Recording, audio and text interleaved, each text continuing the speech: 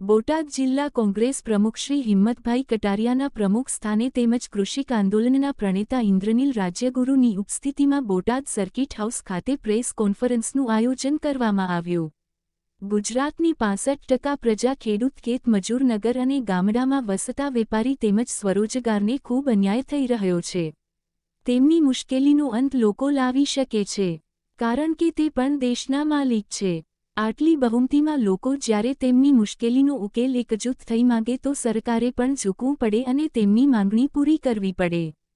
કોંગ્રેસ દ્વારા કૃષિક આંદોલન દ્વારા લોક જાગૃતિનો ઉદ્દેશ છે, જેમાં વેપાર ઉદ્યોગ જેવી ખેતીમાં આવક, નગર ગામડાનો મહાનગર જેવો વિકાસ થવો જરૂરી છે. ગુજરાતમાં થઈ રહેલા અસમાન વિકાસ રાજ્ય માટે બરોબર નથી. ત્યારે કોંગ્રેસ દ્વારા 10 તાલુકાના દરેક ગામમાં પત્રિકા તેમજ રથ દ્વારા જનજાગૃતિનો કાર્યક્રમ બાદ તારીખ 28 ઓક્ટોબર 25ના રોજ હળગઢ ખાતે બોટાદની બાજુમાં કૃષિક આંદોલન ક્ષેત્રીય મહાસંમેલનનું આયોજન કરવામાં આવ્યું છે.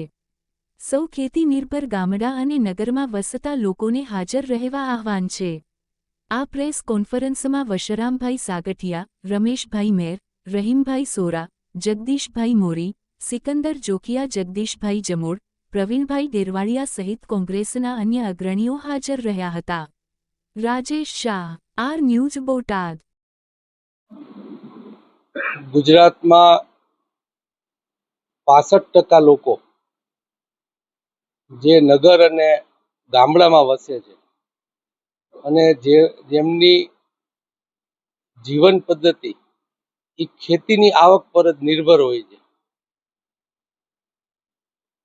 એ લોકોને સંગઠિત કરી અને જે ગુજરાતનો અસંતુલિત વિકાસ થઈ રહ્યો છે, વેપાર અને ઉદ્યોગમાં જે નફો મળે છે એવો ખેતીમાં પણ નફો મળવો જોઈએ અને મહાનગરનો જેમ વિકાસ થાય છે એમ નગરો અને ગામડાનો પણ વિકાસ થવો જોઈએ. આ 65% લોકોની વેદના છે. એ વેદના સંગઠિત નથી. એને સંગઠિત કરવાનું કામ કોંગ્રેસે હાથ ઉપર લીધું છે. કૃષક આંદોલનના નામથી આ લોકોને સંગઠિત કરી અને જ્યારે 65% એટલે કે બહુમત લોકો કોઈ પણ એકજૂઠ બની અને માગણી કરે તો કોઈ પણ સરકાર હોય તો ગમે એવા ચમરબંધી હોય તો પણ એ દેશના માલિક છે, ત્યારે એમની વાતને સ્વીકારવી જ પડે. માટે અમે ગુજરાતના આ 65% લોકો, જેમાં જે નગર અને ગામડામાં વસે છે, જે ખેડૂત છે, કાં તો ખેત મજૂર છે, કાં તો સ્વરોજગારી છે અને કાં વેપારી છે, જે નગર અને ગામડામાં વસે છે, આ બધાને નાત જાતના વાડા તોડી અને ફક્ત એમની સૌની મુશ્કેલી, ચાહે કોઈ પણ જ્ઞાતિ કે જાતિના હોય, તેમની સૌની મુશ્કેલી એક છે. તેમને બધાને એક કરી અને એમના એક ખેતીનાદ બનાવી અને એમની આ માગણીને મજબૂત કરવાનો કોંગ્રેસનો આ પ્રયાસ છે.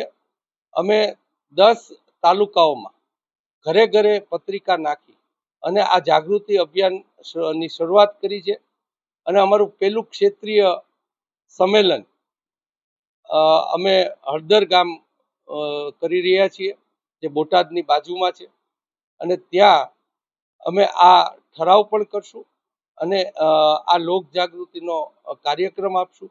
અમારા કોંગ્રેસના સૌ વરિષ્ઠ નેતા, એ પછી અમારા પ્રદેશના પ્રમુખ, અમારા પ્રદેશના ઇન્ચાર્જ મુકુલ વાસનિકજી સહિત બધા જ આગેવાનો તે સભામાં હાજર રહેવાના છે અને આ કૃષક આંદોલનનું આ મહાસંમેલન, ક્ષેત્રીય મહાસંમેલન અમે કરવા જઈ રહ્યા છીએ.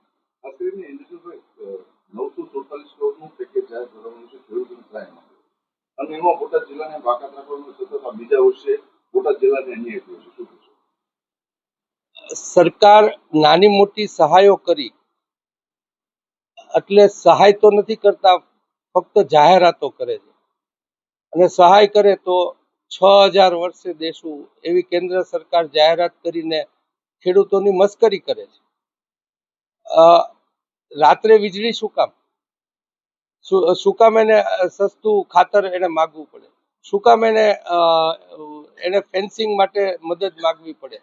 ખેડૂતને એની આવક જ એટલી હોવી જોઈએ કે જેમ ઉદ્યોગ અને વેપારના લોકો આ બધું જ એની મેતે કરી લે છે, એવી રીતના એ પણ એની મેતે કરી શકે એવી આવક જ એમને જો આપી દે તો જે કાયમી સરકારી સહાયની ભાઈસાબી ઉપર જે ખેડૂત અને આ ખેડૂત સાથે સંકળાયેલા, મેં કહ્યું એમ સ્વરોજગારી ખેતમજૂર અને વેપારીઓ જે મુશ્કેલીમાં અત્યારે ભોગવી રહ્યા છે, જેમને એ પણ ખ્યાલ નથી એ લોકોને કે શહેરોનો વિકાસ જોઈ અને એ લોકો વિકાસ માની લે છે, એ જ એમની મોટી ભૂલ છે.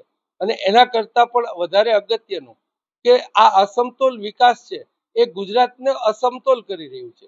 અને કોઈ દી અસમતોલ વિકાસ છે એ રાજ્યને વધારે આનંદની દ્રષ્ટિએ અથવા તો ભૌતિક દ્રષ્ટિએ એને અસંતુલિત હોય ત્યારે એનાથી ઘણી બધી બીજી મુશ્કેલીઓ ઊભી થતી હોય છે.